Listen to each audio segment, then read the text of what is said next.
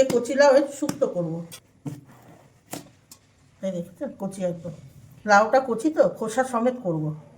এইভাবে কেটে নেবো, এই যে ডুমো ডুমো করে কেটে নেবো।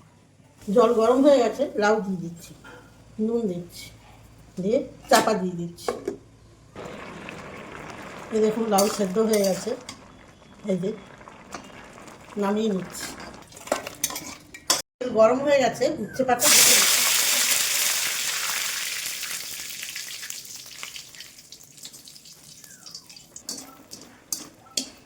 রাঁধুনি, শুকনো লঙ্কা, তেজপাতা ফোড়ন দিয়ে দিচ্ছি, আর একটু আদা বাটা,